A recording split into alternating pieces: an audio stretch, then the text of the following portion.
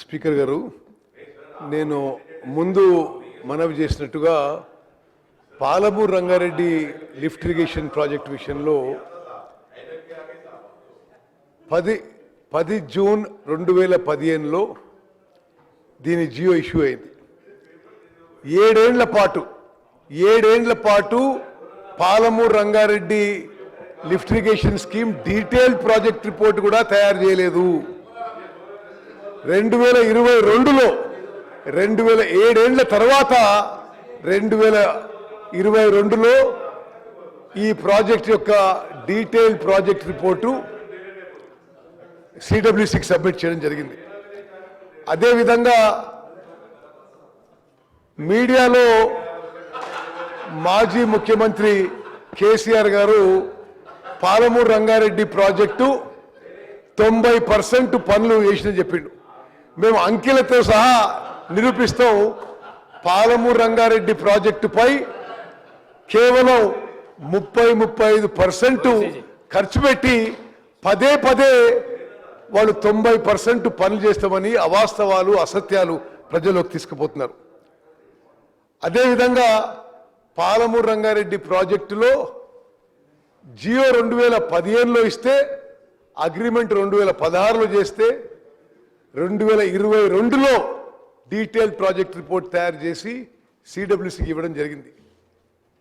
DPR విషయంలో DPR తయారు చేసి సిడబ్ల్యూసికి ఇచ్చే లోపు ఆనాటి ప్రభుత్వం 20,000 కోట్లు ఖర్చు పెట్టిన విషయం కూడా నేను మనవి చేస్తున్నాను. అదేవిధంగా మాటికి 90% పనులు చేసినామంటారు. ఉమ్మడి మహబూబ్నగర్ జిల్లా ప్రజలకి ఈ వేదిక ద్వారా చాలా స్పష్టంగా తెలియజేస్తున్నాం. ఆయకట్టు కాలువలకి ఏదైతే రైతులకి నీళ్లు చేరడానికి ఆయకట్టు కాలువలకి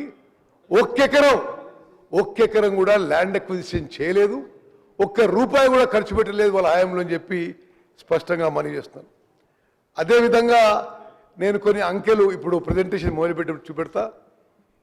ఏ విధంగానైతే కాళేశ్వరం ప్రాజెక్టుకి గత ప్రభుత్వం వేగవంతంగా క్లియరెన్సెస్ అప్రూవల్స్ చేయించి సుమారు 90,000 కోట్లు ఖర్చు పెట్టినరో, పాలమూరు రంగారెడ్డి ప్రాజెక్టుకి ఏ అప్రూవల్స్, ఏ క్లియరెన్సెస్ తీసుకురాలి.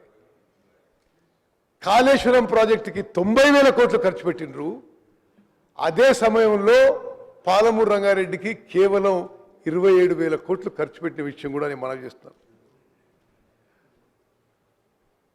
ప్రతిపక్ష నాయకులు మీడియాతో మాట్లాడుతూ పాలమూరు రంగారెడ్డి మేము 90% పనులు చేసినాం, వీళ్ళు వచ్చిన తర్వాత ₹1 ఖర్చు పెట్టలేదు, తట్టెడు మట్టి ఎత్తలేదని చెప్పి విమర్శలు చేశారు.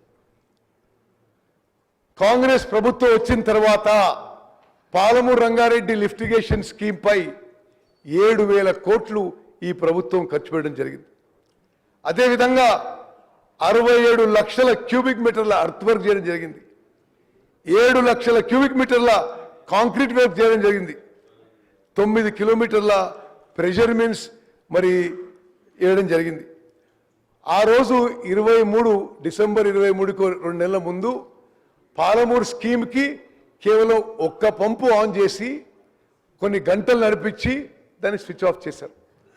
మేము వచ్చిన తర్వాత మరో 11 పంప్స్ ఇన్స్టాల్ చేసి ఇది రెడీ ఫర్ కమిషనింగ్. చాలా స్పష్టంగా రికార్డుల ఆధారంగా కాళేశ్వరం ప్రాజెక్టుకేమో 2 నుంచి 3 టీఎంసీలకి పెంచడానికి ముందుకు పోయినరు. పాలమూరు రంగారెడ్డి ప్రాజెక్టుకేమో 1.5 టీఎంసీ నుంచి 1 టీఎంసీ పర్ డే తగ్గేయడానికి గత ప్రభుత్వం మరి కుట్ర చేసిన విషయం కూడా నేను మనవి చేస్తున్నాను. అధ్యక్ష, మీ ద్వారా రాష్ట్ర ప్రజలకు తెలియజేస్తున్నాం, మా ప్రభుత్వం వచ్చినాడు 40,000 కోట్ల బిల్లు పెండింగ్ పెట్టిపోయిన గత ప్రభుత్వం. దాంట్లో 10,900 కోట్ల రూపాయలు కేవలం ఇరిగేషన్ బిల్సే పెండింగ్ పెట్టిపోయిన ఘనత గత ప్రభుత్వానికి ఉంది. అధ్యక్ష, పాలమూరు రంగారెడ్డి ప్రాజెక్టుకి హైడ్రాలజీ క్లియరెన్స్ లేదు, ఎన్వైరన్మెంట్ క్లియరెన్స్ లేదు, irrigation planning clearance, BC ratio approval లేదు, ఇంటర్స్టేట్ క్లియరెన్స్ లేదు. అదేవిధంగా ఇప్పుడు మేము కొన్ని డాక్యుమెంట్స్తో సహా నిరూపిస్తాం. వాళ్ళు అధికారంలో ఉన్నప్పుడు పాలమూరు రంగారెడ్డి ప్రాజెక్టుకి 90 టీఎంసీ వాటర్ అలొకేషన్లో 45 టీఎంసీలు సేవింగ్స్ ఇన్ మైనర్ ఇరిగేషన్, అదేవిధంగా మరో 45 టీఎంసీలు గోదావరి డైవర్షన్ వాటర్స్ మరి కేటాయింపు జరుగుతుందని ఆ విధంగా జియో ఇష్యూ చేయడం జరిగింది. అదే ఏ విధంగానైతే ఆ 90 టీఎంసీని 45 టీఎంసీలు సేవింగ్స్ ఇన్ మైనర్ ఇరిగేషన్, 45 టీఎంసీలు మరి గోదావరి వాటర్ డైవర్షన్, అదే విధంగా మా ప్రభుత్వం కూడా ముందుకు పోతుంది. ఉమ్మడి మహబూబ్నగర్ జిల్లాకి ఈ సభ ద్వారా మేము స్పష్టమైన హామీ ఇస్తున్నాం. పాలమూరు రంగారెడ్డి ప్రాజెక్టు మేము 90 టీఎంసీలతోనే ముందుకు పోతున్నాం. ఎవరైనా అవాస్తవాలు అసత్యాలు చెప్తే అది నమ్మొద్దని చెప్పి కూడా నేను మనవి చేస్తున్నాను. ఒక ఘోర తప్పిదం. ముందు 2013లో ఉమ్మడి ఆంధ్రప్రదేశ్లో జూరాల సోర్స్గా Palamuru Rangareddy lift irrigation scheme మొదలుపెట్టి ఆ సోర్స్ని శ్రీశైలంకి మార్చి తెలంగాణ రాష్ట్రానికి ఉమ్మడి మహబూబ్నగర్ జిల్లాకి తీవ్రమైన నష్టం చేసింది గత బీఆర్ఎస్ ప్రభుత్వం అని చెప్పి మనం చేస్తున్నాం. చాలా స్పష్టంగా మనం చేస్తున్న అధ్యక్ష, కృష్ణా బేసిన్ ప్రాజెక్టులపై గత ప్రభుత్వం నిర్లక్ష్యం వహించింది. మరి పూర్తిగా అంకెలతో సహా నిరూపిస్తాం. మా ప్రభుత్వంలో రాబోయే 3 ఏళ్లలో కల్వకుర్తి, నెట్టెంపాడు, భీమా, కోయిల్ సాగర్, పాలమూరు రంగారెడ్డి, కొడంగల్ నారాయణపేట్, ఉమ్మడి నల్గొండ జిల్లాలో మరి ఎస్ఎల్బిసి టనల్, డిండి, అదేవిధంగా బ్రాహ్మణ వెలంల మరి కృష్ణా బేసిన్లో అన్ని ప్రాజెక్టు కూడా ఈ 3 ఏళ్లలో పూర్తి చేస్తామని చెప్పి స్పష్టమైన హామీ మీ ద్వారా యావత్ తెలంగాణ ప్రజానీకాన్ని తెలియజేస్తున్నాం. Okay, go to the first slide.